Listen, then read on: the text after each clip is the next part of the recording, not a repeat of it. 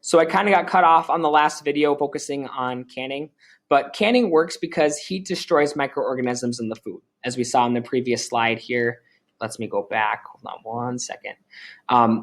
In the past, some of the microorganisms did survive the heat, but because now we seal the cans by creating a steam and seal that cans before the air is able to get in, we limit that. And the heat honestly just destroys the microorganisms when they come on contact. When the water steams, air is driven out of the bottles, and when a seal is then applied, no other microorganisms are able to enter the bottle. Cans are superior to bottles or jars because they do not break and they can withstand transportation. So that's why when you go to the store and you buy a can of corn or carrots or green beans or even potatoes, they're heavy duty, they're durable. Whereas if we use glass bottles, they could easily break or be spilled and broken. And the last one is probably the one that we are the most aware of, is refrigeration. Refrigeration essentially just cools products and extends their lives. People also have discovered that if foods are frozen, they can be preserved until thawed, obviously. So if you go ahead, like for me personally, sometimes since I live by myself, I'll buy meat in bulk. So I'll buy like 5 or 6 pounds of raw hamburger meat, and then I will make hamburger patties out of it or meatballs out of it, just like form them and then freeze them. So I don't have to eat all 6 pounds of hamburger meat by myself. Within the day that I get it, I'm able to preserve or prolong that shelf life by freezing it.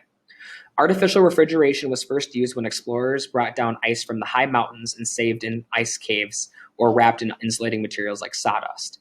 Mechanical refrigeration began with cooled rooms many years later, and now today, obviously, we have fridges.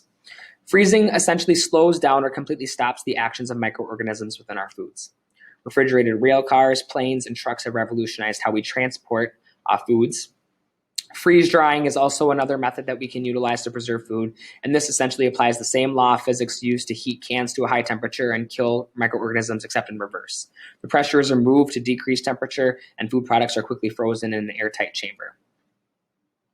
So we're going to stop there. That kind of goes through all of the key methods of food preservation. So we talked about drying, which basically we heat up food to dry out and eliminate moisture, which prohibits bacterial growth. Then we have salting, which through osmosis, again, removes the moisture. Then we have pickling and canning. And then we have refrigeration. So there you have it. I'm going to include this brain break here in today's video playlist because I think it's really cool and important. It talks about how different spiders have been genetically engineered to produce stronger silky kind of webs. It's actually pretty cool. I saw this when I was in my college biotechnology class, and I saved the article or the video for when I was teaching a class like this someday. And just feel free to watch it. There's no need to take notes on it or anything, but I just thought it was kind of a cool point. So there you have it. We'll be back at the next slide to learn a little bit more about enzyme production.